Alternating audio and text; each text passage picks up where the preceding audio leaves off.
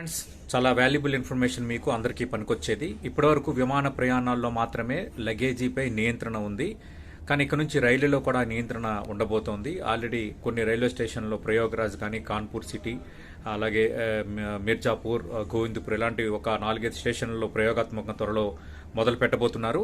ఇక నుంచి మీరు రైలు ప్రయాణం చేయాలనుకుంటే నచ్చినట్టుగా లగేజ్ పట్టుకెళ్ళడానికి ఛాన్స్ లేదు. ఆ లగేజ్ ఇక్కడ నుంచి ఎలా పట్టుకెళ్లాలన్న వివరాలు మీకు అందిస్తున్నాను. ఏసీ ఫస్ట్ క్లాస్లో ప్రయాణం చేసే వాళ్ళైతే 70 కిలోల వరకు మాత్రమే లగేజీ పట్టుకువెళ్ళవచ్చు. అలాగే అదనంగా ఒక 15 కిలోలు అంటే 85 కిలోల వరకు లగేజీ తీసుకువెళ్ళవచ్చు.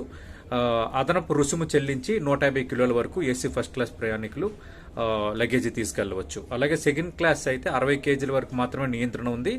అదనపు రుసుము చెల్లించి 100 కిలోల వరకు మీరు లగేజ్ పట్టుకు వెళ్ళవచ్చు. ఇక థర్డ్ క్లాస్ 3A ప్రయాణం చేసేవాళ్ళు అంటే ఏసీ థర్డ్ క్లాస్ ప్రయాణం చేసేవాళ్ళు 50 కిలోల వరకు లగేజ్ పట్టుకెళ్ళవచ్చు. అదనపు రుసుము చెల్లించి 80 కిలోల వరకు పట్టుకెళ్ళవచ్చు. స్లీపర్ క్లాస్ కూడా ఇదే వర్తిస్తుంది.